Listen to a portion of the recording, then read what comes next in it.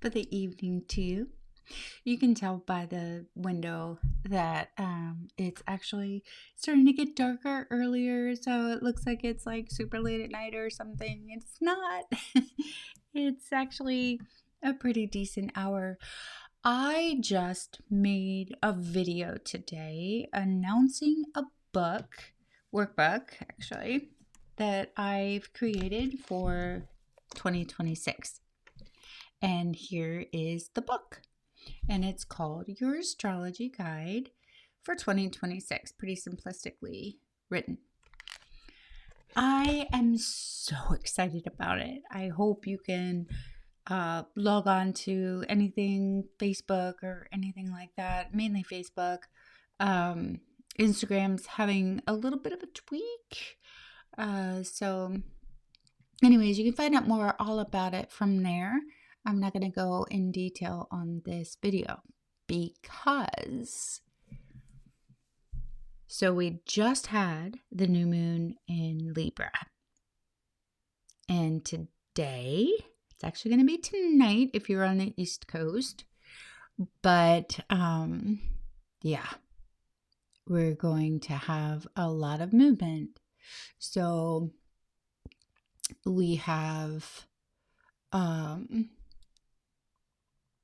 Scorpio season for one, Sun in Scorpio. That's actually already happened. But Neptune has moved back to Pisces. And we've been sitting on that energy for a while. We've known probably since 2012 what that's like. Think about what's happened in your life. Oh my gosh, when I look at how much I grew, how much I came into myself, how much I could really follow my passions, and just all the wonderful things I had the opportunity to explore, to include travel.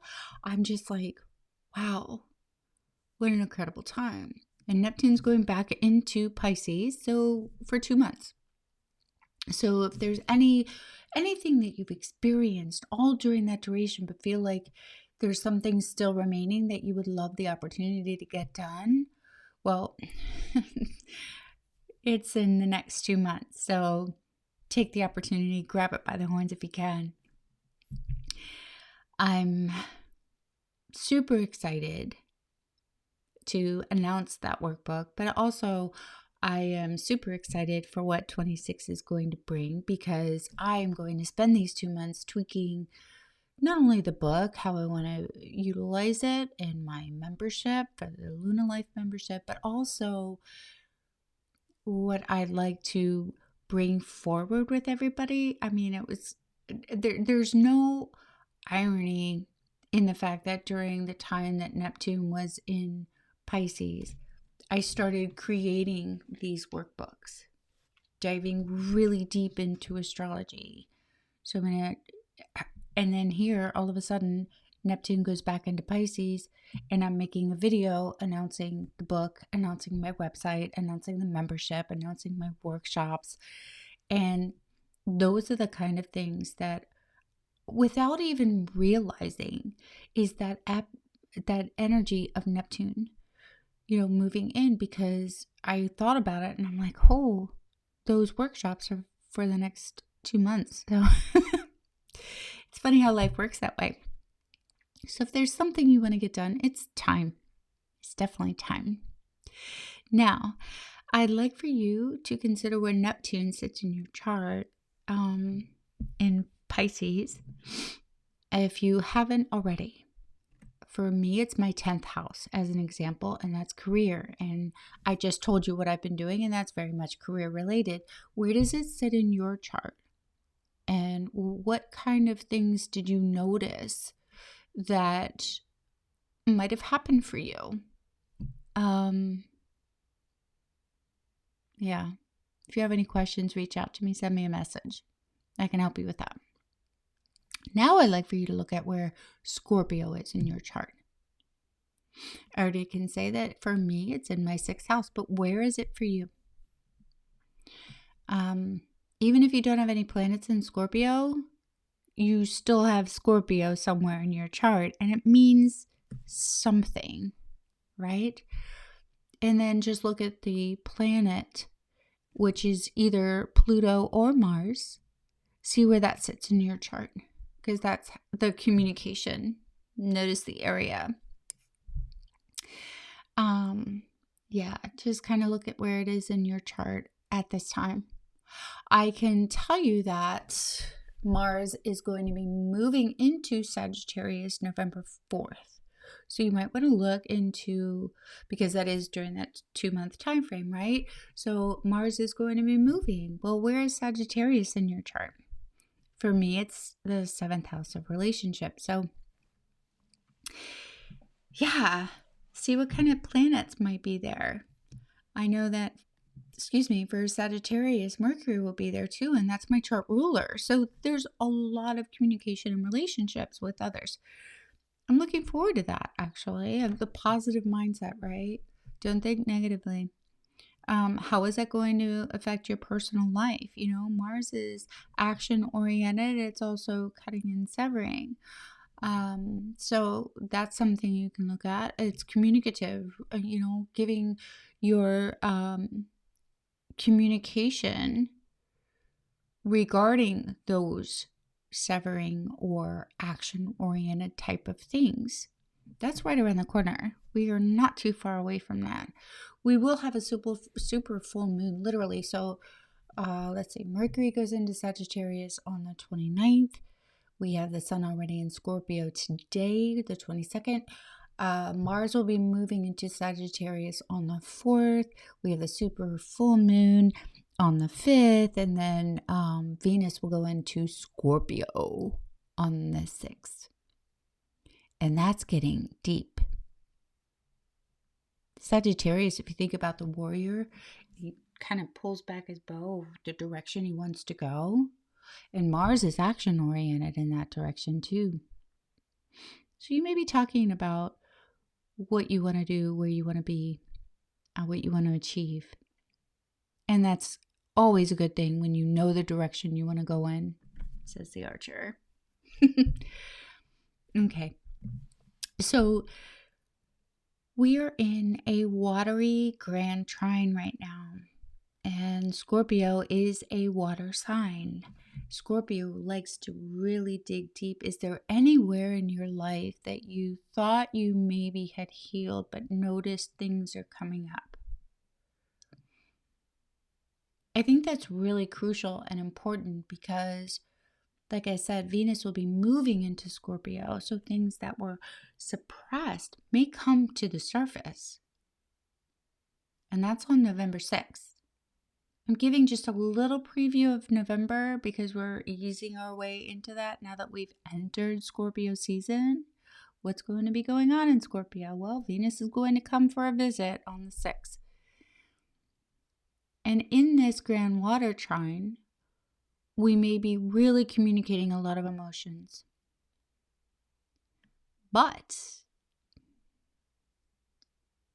we are also in this interesting dynamic of we just went through a new moon in Libra, right? At 28 degrees. The next 6 new moons, I said it right, are at 28 degrees. That doesn't happen a lot. But if you are into numerology and you add 2 + 8, it's 10, right? We're moving into a 10-year. I find that fascinating. And if you deduct 10 down to a single digit, you're going to get 1. That's new beginnings. So I feel like there's so much opportunity for you, for everyone, to start fresh. It's very exciting. So the end of this year is that whole culmination of endings and completions, and we're working into that, right? So Libra is, that the season, the sun begins to go down into the underworld. This is considered the underworld, right? And leaves start, and seasonal changes start. The leaves start changing. It starts getting colder. The days get shorter. Hence the darkness behind me. It's the time where we really go within and see how we feel, says the Grand Water Trine. And Venus going into Scorpio. You know, sometimes there's grief associated with the underworld. And sometimes we hold on to grief and don't even realize it. I've had many experiences of that, where things still pop up and I'm like, why? I've healed that. Little residues start popping back up. Just know that may happen for you.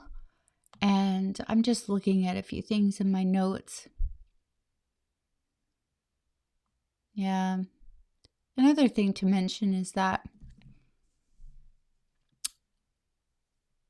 Scorpio is very fixed. It's a fixed sign. So it can be a little stubborn. It can be very independent. It can be focused. Try as much as possible to look a little bit outside of that. In other words, when Venus enters Scorpio, see where you may be a little more open to another person's viewpoint. Now, the Scorpio constellation is referred to as the Great Mystery. The sun intersects the Milky Way. And so there's this center of the galaxy right behind Scorpio and ancient cultures. I just got back from Turkey, hence my pinky. I had hoped it would be healed before making this so I could shuffle cards easier, but no, I did a good job. They say if you're gonna do it good, right? I did it good. So we have Day of the Dead approaching. We have Halloween approaching. The signs I mentioned of the ancient cultures. That was something that it's an ancient tradition, right? We even have All Souls Day in some religions. So it's just coming face to face with the things that are decaying, are going away, are dying. It's a part of life. And so all these things may be coming up to review and look at again. So yeah, when you look at all the things for like hibernation and preparing for winter, and it's time for warm soups and cozy blankets and Ugg boots. I'm excited about that one. Yeah, it's the end of harvest season, beginning of winter. So it's about purging physically. It's about even energetically and just releasing any layers of emotional buildup for the year. We are in a 9-year currently right now. It really is that point where we're about to go into a 1 year. And do you want to carry any of that shit with you? Nah. So hopefully some things unconscious will become unearthed. And hopefully you'll be able to work through it. You know, any kind of cycle that's ending, there's a process. They call it the grieving process, right? If you follow the steps of the grieving process, sit with it. The hibernation mode of winter, right? We go within. Sit with it. Don't suppress it. Just even acknowledge it. Even if it's just a baby step per day. We all have wounds we carry. But do we really want to start? It's like the full journey right now that we're about to step into. So do we want to start it with old stuff in the rearview mirror? Or do we want to start it looking through the windshield towards our goals? So anyways,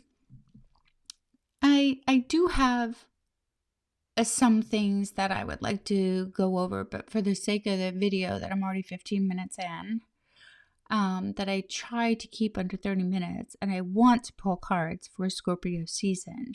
I think I might just leave it there and then just do tidbits every day as we go along.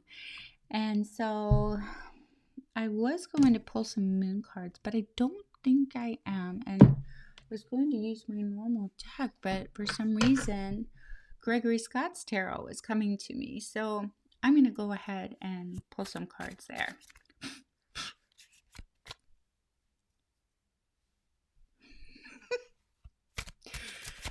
Some things aren't even worth it. Okay. So, one thing that I did learn that I will share as I'm shuffling is nettle tea. Nettles is a very good thing to have. It actually is a Scorpio herb. Red jasper. That's another good stone to work with. It boosts physical stamina, endurance, so you may want to keep that with you. Keeps you strong and steady. Keep your body moving. Physical activities. Remember I said Scorpio is ruled by Mars and Pluto. Mars is like martial arts, definitely look at things like that. Even physical activities that push you out of your comfort zone, You do yoga, you might want to try hot yoga or, some kind of big expansive thing. Any kind of energy type foods. I don't mean energy drinks that are filled with a bunch of junk. I just mean like, I don't know, something that will increase like nitrous rich foods, red foods, things with fiber, things like that. Things that really get you moving. Chili. That's a good one. Good for your kidneys, I hear. Anyways, anything that can help the body break nutrients down. I personally take magnesium every day. That really helps get things moving. Any kind of detoxing process, if you can do that, that would be great. Any kind of cleansing. I'm going to actually shuffle over here because if I do it in front of this microphone, it is really going to sound very loud in your ears.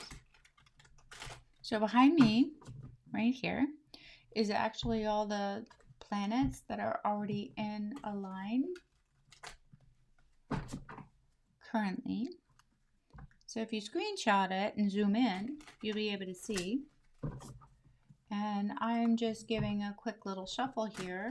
And behind me on the other side is actually where we'll be going over the theme, finding out a little bit more about relationships, a job, career, action steps that we may need to take, and value.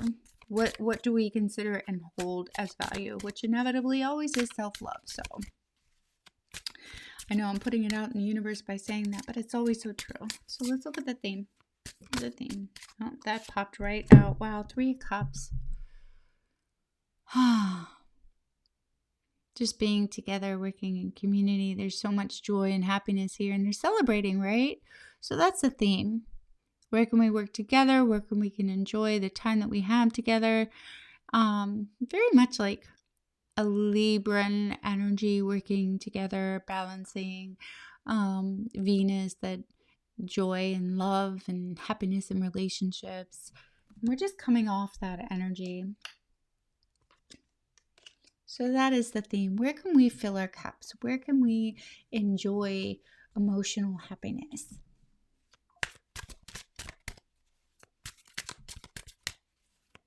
Okay, so now we're going to go to the top left over here and look at career, hobbies, if you're retired, anything that you do that you might consider not necessarily work related, but something that you enjoy doing.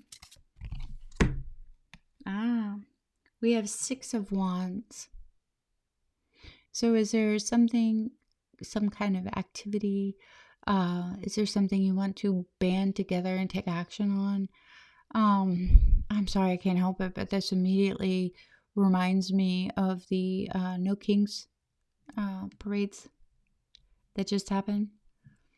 From what I've heard, there will be others. And I just have this sense the people are clapping. There's There's this warrior type energy. This woman is returning victorious in some way and kind of rallying the troops. And it could be where right now you want to bring people together for a common cause.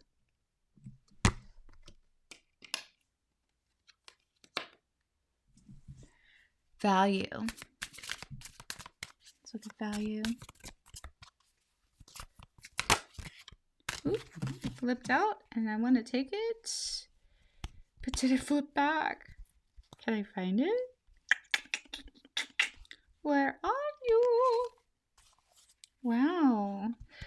I could have sworn it flipped over. Wanted to, but it didn't. So let's keep going. Okay. Let's look at that value. Self-love. That's a big one. Self-love. Yeah, 10 of Cups. Happy ending.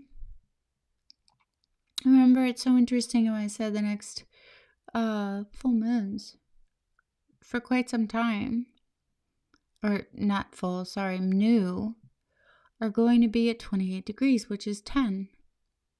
So, fulfillment, the value. Where do you feel fulfilled? Easy for me to say. Not. But where do you feel that way? What brings you joy? What brings you self-fulfillment? Hopefully, it's you. Hopefully, you can say that you feel happy, that you feel joyous, that you feel fulfilled in your life. And if you don't, that's the goal. And with everything I just said earlier about expressing your emotions and about, maybe personal, things that you need to discuss with other people in relationships to achieve that is the goal.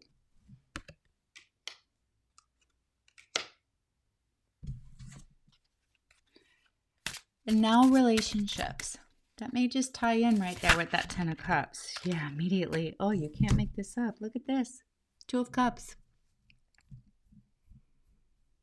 Oh, wow. Look at that sun shining in and just glistening over her hair. There's this new sense of fulfillment in a relationship. And the need, want, and desire. There's passion behind this. That's a very Scorpionic thing, by the way, is passion, fire, ruled by Mars and Pluto. So in your relationships, lighting it up, adding more variety, adding more passion. Just simply, even if it's a kiss, letting someone know, I love you, I care about you. Whatever it may be. Relationships don't have to be romantic despite this kiss.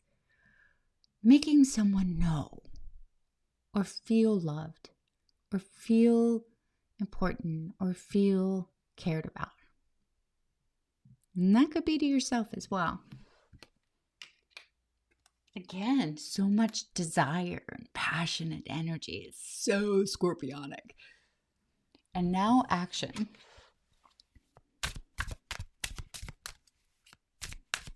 I'd be afraid if I had the tarot deck's sexual magic. I'd be afraid at this point after all these cards, like what would come up. But I don't. I have Gregory Scott. Bless his heart. Okay, it's taking a little bit of time. Trying to figure out where that action is. Trying to sort it out.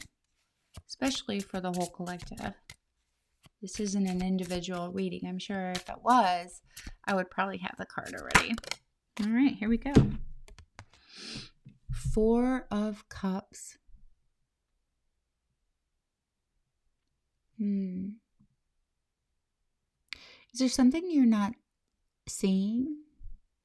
Is there some guidance to let you know the action steps? Is there looking within, perhaps? Is the universe trying to tell you to be weary of emotions in some way? Are they trying to take you away from a situation emotionally that might be draining you? Is it trying to show you, is the universe kind of trying to show you your higher self, which always speaks to us? Are you getting hints or nudges of a new beginning elsewhere? Maybe it's time to take a little step back, just giving things a few days, going within and then just seeing, have I grown this? Do I still feel passionate looking behind me? Do I still feel happy and joyous? Ten of Cups. Do I feel like people are in my sphere working together? Theme. Are we all emotionally satisfied and happy? And am I first and foremost? It really is important to look at. And now I'm just going to see if there's anything else that wants to come up, that wants to clarify. Actually, I'm being called to pull some clarifiers. Okay, so let's go ahead and clarify the Ten of Cups for the value.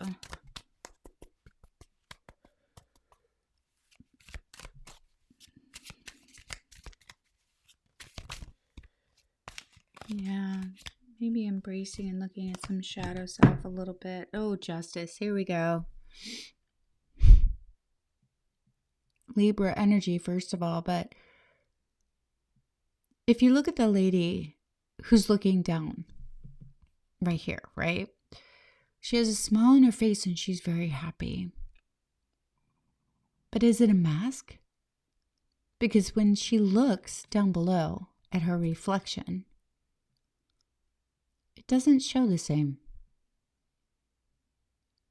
So deep down, how do you feel? The sword, by the way, holding these cups together, the scales. The sword represents communication. It's at her throat. Have you cut yourself off from your true emotions? Are you reflecting onto others, somebody else, to keep the peace?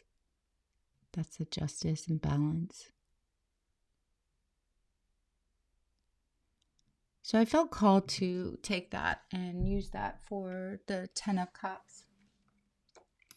Because as I said, we have Mercury moving into Sagittarius on the 29th of October, actually, right before November. So is there some form of communication that you have held off from speaking? And is it time now to kind of reflect on your emotions here so that you can speak clearly and communicate? I don't know.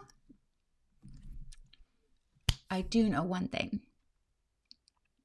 That we are just moving into eclipse season right around the corner. Our emotions, everything. Gosh, it's really important, you guys. I'm just going to leave it at that. Let's do the work. Let's make this new year with all the new energy really work. Oh, and if you want to try something new as far as like movement and stuff like that with that Mars energy, try Kundalini Yoga. That'll get you going. Thank you guys. Talk to you soon. Much love. Bye for now.